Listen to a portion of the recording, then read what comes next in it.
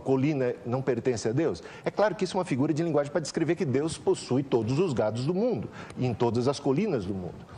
Bom, levando em consideração, então, não pode interpretar 666 literalmente. Quanto às duas ressurreições, a Bíblia, o que a Bíblia fala sobre ressurreição? O que Daniel falou sobre ressurreição? O que Jesus falou, ensinou sobre ressurreição? Os apóstolos, eles falaram sobre ressurreição e ensinaram claramente sobre ressurreição e jamais ensinaram sobre duas ressurreições, ou duas ressurreições físicas, como querem os pré-milenistas. A ressurreição que Jesus fala, e é muito interessante observar Jesus em João. João é o autor de Apocalipse e João retrata aqui em João capítulo 5, palavras de Jesus, versículo 24, ele diz assim: eu lhes asseguro que quem ouve a minha palavra e crê naquele que me enviou tem a vida eterna e não será condenado, mas já passou da morte para a vida. Então, uma ressurreição espiritual, né? E diz na sequência: eu lhes afirmo que está chegando a hora, e já chegou, em que os mortos ouvirão a voz do Filho de Deus, e aqueles que a ouvirem viverão. Uma ressurreição física. Então, Cristo aqui, nesse texto, ele fala de dois tipos de ressurreição.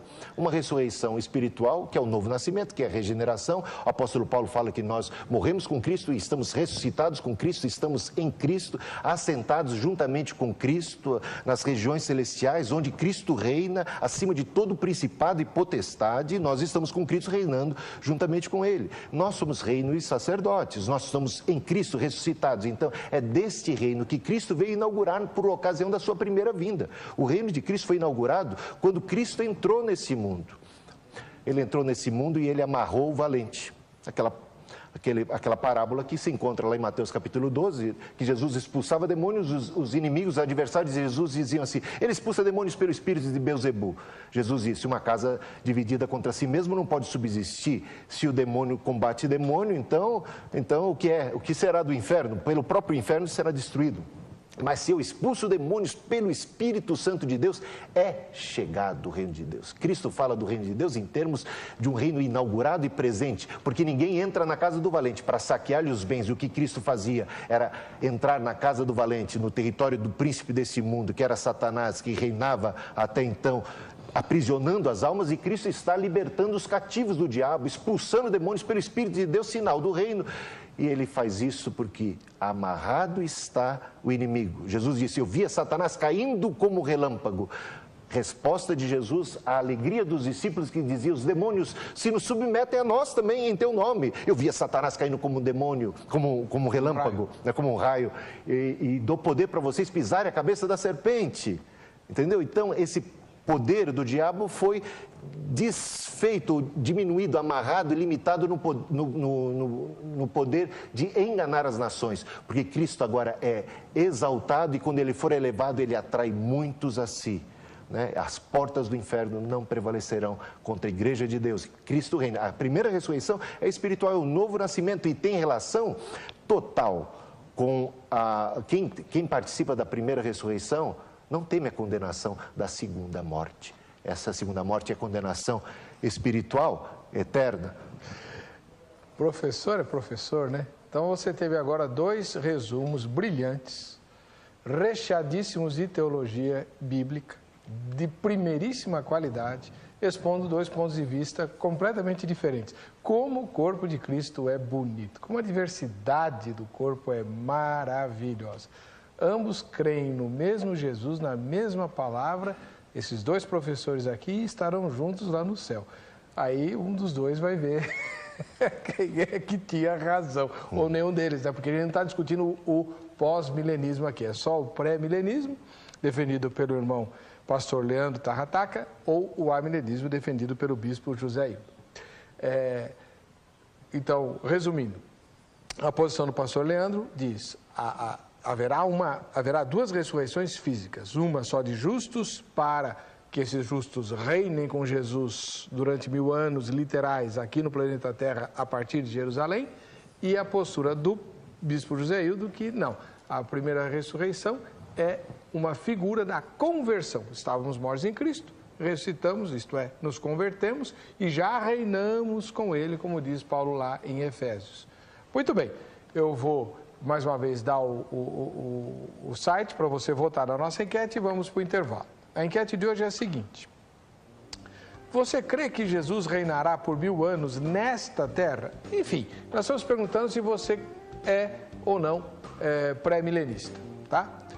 Então, 2 respostas só. Sim, este será o período conhecido como milênio. Jesus reinará nessa terra no período conhecido como milênio.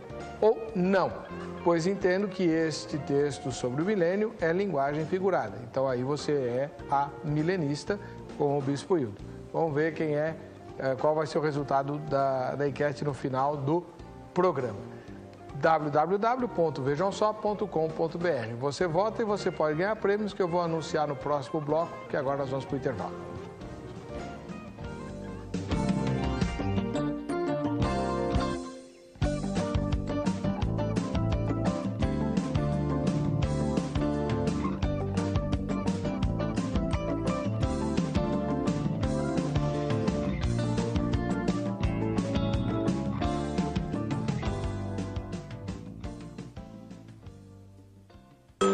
São Paulo sempre cria novas emoções. Cria cultura para todos. Cria experiências novas. Cria diversão que contagia. Cria histórias que emocionam. São Paulo cria talentos todos os dias. Prefeitura de São Paulo.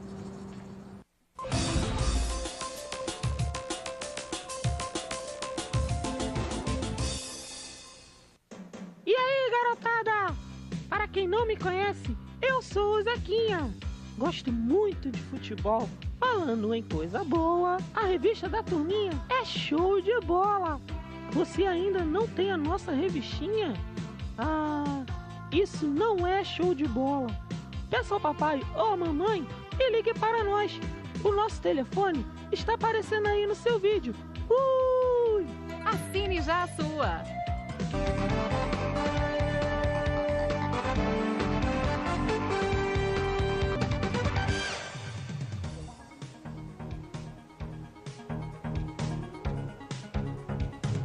Muito bem, estamos voltando com o programa Vejam Só Especial. Como todas as sextas-feiras, o Vejam Só Especial, ele é gravado, então a sua participação é exclusivamente pelo computador.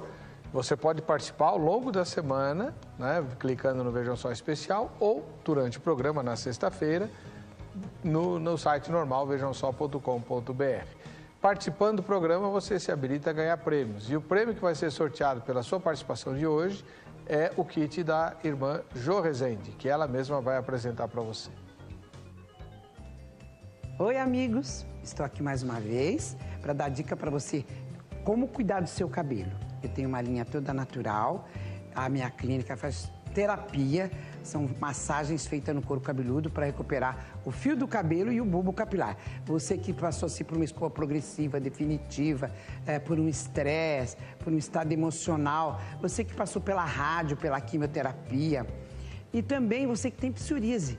Eu faço um tratamento que você vai conseguir recuperar o seu cabelo. É uma linha natural, não tem contraindicação. Basta você ligar e marcar sua avaliação. E você que é fora do estado de São Paulo, você pode acessar pelo meu site para a compra dos produtos. O meu kit número 1 é para cabelo seco, o kit número 2 é para cabelos normais e o kit número 3 é para cabelos oleosos e com caspa. Gostaram da dica? Eu tenho certeza que você vai lá mesmo fazer a tua consulta e vai tomar um cafezinho e um chazinho comigo. Valeu, Jô. Deus abençoe você. Bom, pastor Leandro Tarrataca. Eu sempre tive curiosidade, qual a origem do seu sobrenome?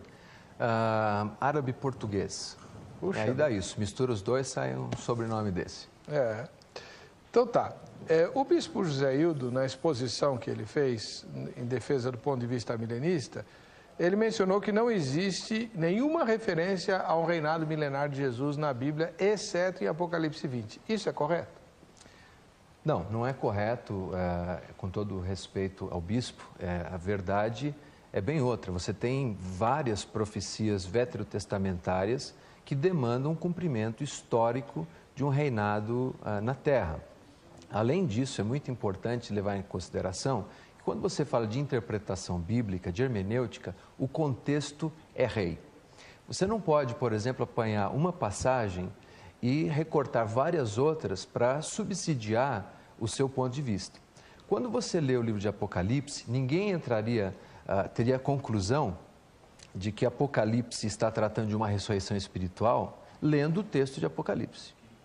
Por exemplo, o texto diz assim no versículo 4: Vi também tronos, e nesses sentaram-se aqueles aos quais foi dada a autoridade de julgar. Vi ainda as almas dos decapitados por causa do testemunho de Jesus, bem como por causa da palavra de Deus, tantos quantos não adoraram a besta, nem tampouco a sua imagem, e não receberam a marca na fronte, na mão, e viveram e reinaram com Cristo durante 1000 anos. Claramente, essas pessoas morreram, são os decapitados. Mais importante, antes de pairar alguma dúvida se essa era uma ressurreição espiritual física, João claramente diz aqui no texto: esta é a primeira ressurreição, versículo 5. O bispo fez uma referência interessante quanto ao fato de que João é o autor, então nós temos que levar em consideração como é que João usa essa palavra, para ver se na sintaxe, quer dizer, as palavras que vêm antes e depois, qual é o sentido dela. João, no capítulo 1, versículo 18, descreve, aí é uma narrativa. É importante lembrar que literatura apocalíptica, e 500 anos antes de Jesus já existia, o livro de Daniel, por exemplo, também tem narrativa. Ele não tem só símbolos. João usa da seguinte maneira, capítulo 1, no versículo 18, Jesus diz assim: eu era aquele que estava morto e agora vivo. É a mesma palavra, zao. E depois, no capítulo 2, versículo 8, a mesma coisa, aquele que estava morto e agora vive, zao. No capítulo 13, diz que a besta que foi ferida sobreviveu, zao, é a mesma coisa. E aqui no texto, nós temos mais uma vez, na sequência do texto, falando a respeito daqueles que estão na segunda ressurreição, o texto diz que eles viveram, bem-aventurado, porque eles só viveram depois desses 1000 anos. A mesma palavra é usada sempre no livro de Apocalipse para a ressurreição física. Nenhuma vez ela é usada para a ressurreição espiritual. Aliás, seria uma estranheza muito grande que nesse bloco de versículos do capítulo 20, João usasse a mesma palavra com 2 sentidos diferentes. A primeira, viveram. A segunda, falando daqueles da segunda ressurreição, que também viveram, mas na primeira uma ressurreição espiritual e na segunda uma ressurreição física. A exegese e a hermenêutica não seguem esse padrão. Importante ainda, o capítulo 5 de João, que foi citado, Jesus diz claramente que os mortos ouviriam a sua voz, sairiam dos seus túmulos, uns para a vida eterna e outros para a condenação eterna. E é isso que eu encontro presente no capítulo 20. Muito bem. Bispo José Hildo, o pastor Leandro Tarrataca defendeu o ponto de vista dele, contestando algumas observações que o senhor fez que dão lastro à sua opinião. Tem resposta? O senhor quer retrucar? Tem resposta. Bom, aqui do próprio contexto do capítulo 20, tem um texto paralelo a esse do versículo 4, do versículo 6, né? Que fala da ressurreição, da primeira ressurreição. O versículo 15 de Apocalipse 20 diz assim: aqueles cujos nomes não foram encontrados no livro da vida foram lançados no lago de fogo. Não ter o nome encontrado no livro da vida implica em ser lançado no lago de fogo. E o contrário também é verdadeiro. Ter o nome no livro da vida, ou seja, ser nascido de Deus, nascido de novo, ter essa ressurreição espiritual que é encontrada na boca de Cristo, na boca de Paulo, de Pedro, de todos os apóstolos, que é muito comum do contexto do Novo Testamento. Ter o nome escrito no livro da vida, ter nascido de Deus, quem está em Cristo, nova criatura é. Nasceu de novo, nenhuma condenação há para os que estão em Cristo Jesus, não é. Então, é esta ressurreição espiritual que nos livra da condenação, da morte espiritual. Há um paralelismo invertido aqui, né? A primeira morte, a física, né? E tem, por exemplo, a primeira morte física, e temos uma segunda ressurreição espiritual. Não, uma segunda... Não, a primeira morte... Desculpa, eu estou meio nervoso. Vamos voltar lá. Né? Existe a morte física, sim, que todos nós passamos, né? Salvos e perdidos. Então, pela postura que o irmão vem defendendo, todos vão ressuscitar ao mesmo tempo, justos e ímpios. Exatamente, isso foi inclusive mencionado agora pelo Leandro no seu texto de João, né? Mencionando João capítulo 5, todos ressuscitarão, todos sairão dos túmulos, uns para a vida e outros para a morte. A palavra de Deus só fala de uma ressurreição. Mas não está falando que é ao mesmo tempo, bispo? Ué, todos sairão. Sairão. Ah, mas há muitos... E Apocalipse fala, uns saem 1000 anos antes, outros saem 1000 anos depois. Ah, mas é só Apocalipse capítulo 20. Todos os demais textos da Bíblia que tratam do assunto, e a gente pode pegar aqui 2 Tessalonicenses capítulo 1, se me permita ler. Claro, por favor. 2 Tessalonicenses capítulo 1. Bom, tenho aqui. É justo da parte de Deus retribuir com tribulação aos que lhes causam tribulação e dar alívio a vocês que estão sendo atribulados e a nós também. Isso acontecerá quando o Senhor Jesus for revelado lá do céu, com os seus anjos poderosos, em meio a chamas flamejantes. Ele punirá os que não conhecem a Deus e os que não obedecem ao Evangelho de nosso Senhor Jesus Cristo. Eles sofrerão a pena da destruição eterna, a separação da presença do Senhor e da majestade do seu poder. Isto acontecerá no dia em que ele vier para ser glorificado em seus santos e admirado em todos. Não é o único texto que fala de ressurreição geral, que prova isso, que fala com todas as letras num texto doutrinário, que não é necessariamente uma literatura apocalíptica cheia de figuras de linguagem. Como é que o senhor vê essa menção a 2 Tessalonicenses, irmão? Bom, uma questão importante que nós temos que levar em consideração é que quando a Bíblia faz uma descrição da ressurreição, ainda que em termos gerais, ela não é excludente em hipótese alguma. O fato de nós encontrarmos duas ressurreições no livro de Apocalipse, lembre-se, o contexto é rei. Nós temos que interpretar as passagens bíblicas à luz do seu contexto histórico, gramatical, sintático. É importante lembrar do seguinte, quando nós pensamos nisso. Você analise que Jesus fala da ressurreição de justos, fala da ressurreição de uns para a vida eterna, outros para a condenação eterna. Daniel fala daqueles que ressuscitariam para a vergonha eterna e para a vida eterna.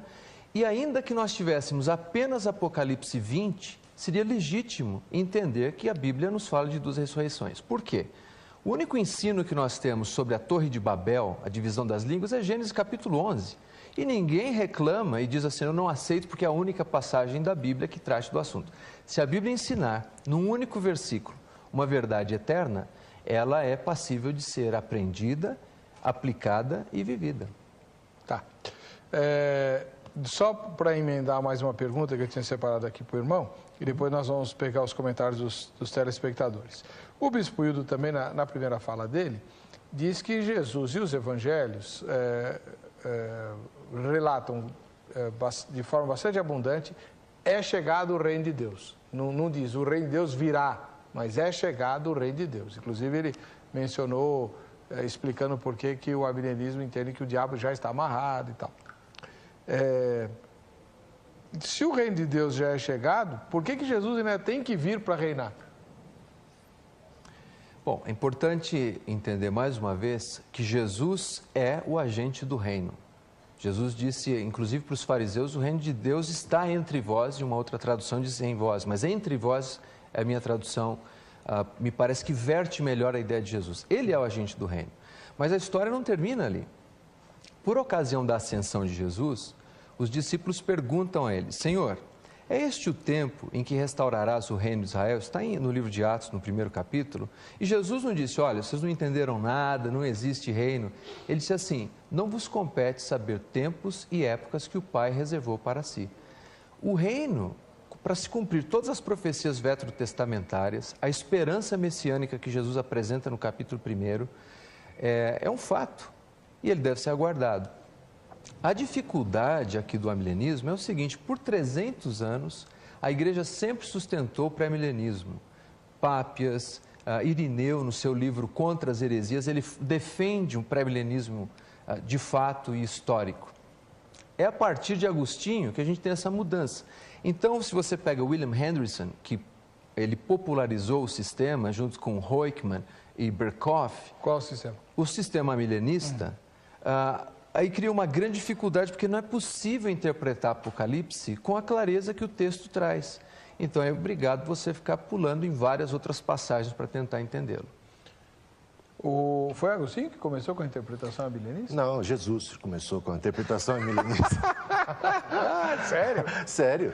Como né? assim? Porque Jesus disse claramente que o reino era chegado. Jesus disse claramente que o Satanás, o valente, estava amarrado. Jesus disse claramente que... Não, pera um pouquinho, bispo. Hã? Eu não vejo tanta clareza em Jesus dizer que ele já amarrou o valente. O diabo não está solto hoje? Não está solto. Não? Não no sentido... Porque se ele estivesse solto, nós não poderíamos nem estar conversando aqui. Por quê? Porque ele não ia deixar, não ia permitir. O diabo está amarrado, não no sentido de que ele não pode fazer qualquer coisa. Ele está amarrado no sentido que claramente diz o livro de Apocalipse, capítulo 20. Ele está amarrado no sentido de não poder mais enganar as nações. Porque a partir da entrada de Cristo nesse mundo, inaugurou-se a era cristã. Então, o diabo perdeu o poder, ele caiu como um raio. Portanto, ele foi destronado. Cristo, quando ele é exaltado, quando ele é elevado às alturas, todo o poder, Jesus disse, me é dado no céu e na terra. Certo. Portanto, ide. E a igreja tem uma força tão extraordinária que ela caminha, ela pode ligar na terra e é ligada. Ela desliga na terra e é desligado no céu. Ela reina com Cristo, assentado com Cristo acima de todos o principado e potestade, Efésios capítulo 2, 6. Então, realmente, Cristo é quem falou que o reino já foi inaugurado, que o reino está no meio de nós. E, para mim, soa como absurda, mas é realmente absurda, folclórica, mitológica, a ideia de um reino de Cristo de 1000 anos. E a gente perguntaria sobre quem? Quem resta? Porque se é para ser literalista e dizer, como disse o meu caro colega, muito inteligente, muito bem preparado, mas diz que o capítulo 20 segue cronologicamente ao capítulo 19, é só ler os últimos versículos do capítulo 19, nós, então. que dizem que não sobra nenhuma pessoa mais aqui na terra depois desse episódio. Veja só, então vi a besta... versículo 17. Vi um anjo que estava em pé no sol e que clamava em alta voz a todas as aves que voavam pelo meio do céu. Venham, reúnam para o grande banquete de Deus, para comer a carne dos reis, generais e poderosos, carne de cavalos e seus cavaleiros, carne de todos, livres e escravos, pequenos e grandes. Então vi a besta, os reis da terra e os seus exércitos reunidos para guerrearem contra aquele que está montado no cavalo e contra o seu exército. Mas a besta foi presa e com ela o falso profeta, que havia realizado sinais miraculosos em nome dela, com os quais ele havia enganado os que receberam a marca da besta e adoraram a imagem dela. Os dois foram lançados vivos no lago de fogo, que arde com enxofre. Os demais foram mortos com a espada que saía da boca daquele que está montado no cavalo. E todas as aves se fartarão com a carne deles. Portanto, sobre quem é a grande pergunta? Quem são estas nações que restam para Cristo governar? Só dois grupos distintos quando Cristo vier, e isso a gente tem que concordar: os salvos e os perdidos. Os perdidos aqui estão condenados e destruídos, não sobraram, não restaram. Então, os salvos estão entre os glorificados, com corpos preparados já para Nova Jerusalém, sobre quem reinará Jesus e os salvos. Com a palavra, pastor Leandro Takataka. Bom, primeiro que essa não é uma dificuldade para se explicar isso. Quando você está descrevendo um episódio de guerra, é óbvio que as pessoas que morrem na batalha são aqueles que estão na guerra. Não significa que toda a população mundial tem que ser dizimada durante esse período. Essa é uma possibilidade clara. Agora, o que eu preciso lembrar ao telespectador de casa é que o debate dessa noite não é ao redor de todos os capítulos de Apocalipse, mas de um capítulo do Apocalipse, que é o capítulo 20, que trata da questão de duas ressurreições. E eu tenho ouvido o bispo falar, o bispo é inteligente, articulado, no entanto, ele não respondeu nenhuma vez com clareza a questão da sintaxe, a questão de que a palavra ressurreição aparece 40 vezes no Novo Testamento. Nunca ela é utilizada para a ressurreição espiritual. Por que somente nesta passagem teria que ser uma ressurreição espiritual? Eu digo por quê. A Bíblia de Genebra, de Estudo Genebra, que é uma Bíblia amilenarista, ela traz uma nota de rodapé e diz o seguinte: se a primeira ressurreição for literal, aliás, muito sincero dos editores, se a primeira ressurreição for literal antes do milênio, os pré-milenaristas estão corretos. Então é preciso fazer uma ginástica muito grande para fazer com que a palavra essêsan, viveram, não significa viver fisicamente, embora no Apocalipse sempre seja usado nesse sentido, e a palavra ressurreição, anastasis, significa outra coisa que não a ressurreição física. Complicado, bispo. Bom, eu não acho tão complicado, porque para mim é muito claro que João, o autor de Apocalipse e o autor também do seu evangelho, esteja citando no capítulo 5 ressurreições em dois sentidos. Ressurreição no sentido espiritual, os que nasceram de novo, os que viveram em Cristo, os que estão em Cristo, e ressurreição no sentido daqueles que saem do túmulo. Portanto, é possível, dentro do mesmo contexto, usar um termo espiritual e um termo físico, como João já havia usado no registro de João capítulo 5. O senhor está mencionando João 5:24. Exatamente. Quem ouve a minha palavra e crê naquele que me enviou. Eu tenho a vida eterna, não entre em juízo, mas já passou da morte para a vida. Passou da morte para a vida, uma ressurreição espiritual. E mais abaixo ele vai dizer, no versículo seguinte, nos próximos versículos, ele vai dizer assim, vai chegar a hora, e já chegou, vai chegar a hora que aqueles que ouvem a minha palavra sairão dos túmulos. Ele já está falando de uma ressurreição física. Claro. Portanto, ele fala no mesmo contexto de ressurreição espiritual e no mesmo contexto de ressurreição física, eu não vejo por que João não poderia estar usando o mesmo aqui. E uma coisa que a gente precisa observar é o seguinte, o livro de Apocalipse é um livro de figuras e linguagem, e não podemos, a partir do livro de Apocalipse, agora, por causa da nossa interpretação literalista de Apocalipse, que não é um livro bom para a gente interpretar literalmente, querer forçar todos os demais ensinos claros da Bíblia a respeito de ressurreição, porque toda a palavra de Deus, em todos os demais textos, fala de uma única ressurreição geral de todos. Quando Cristo voltar, Mateus capítulo 25, ele vai reunir, vai ressuscitar todo mundo, ele diz no capítulo 25, e vai reunir diante de si os bodes e as ovelhas, e naquele dia da sua segunda vinda, ele vai fazer a separação. Mas deixa eu fazer uma pergunta para o senhor. Duas, na verdade. A primeira é, quando em João 5:24 ele fala passou da morte para a vida, ele não precisa estar necessariamente referindo à conversão. Ele pode estar falando também da ressurreição física. Passou da morte para a vida é ressuscitar fisicamente também. E a segunda é, como é que fica nesse sistema que o senhor está falando, a ressurreição que o apóstolo Paulo descreve em 1 Tessalonicenses capítulo 4, no evento do arrebatamento? Porque só há uma ressurreição, né, para nós. A Bíblia só fala de uma ressurreição geral. E no dia do arrebatamento, os mortos em Cristo ressuscitarão primeiro. Isso. Quando se diz ressuscitarão primeiro, quer dizer daqueles que nós, os que estivermos vivos, diz o apóstolo Paulo, Sim. em relação a nós, os que estivermos vivos. Sim. Eles terão a preeminência, ou seja, a ressurreição os mortos que estão mortos em Cristo, de maneira nenhuma serão passados para trás por nós, os vivos. Nós, os vivos, seremos, num abrir e fechar de olhos, transformados, mas num momento subsequente. Não quer dizer muito tempo depois, mas alguns segundos depois. Paulo não fala de todos os mortos nessa passagem? Ele só fala dos mortos em Cristo.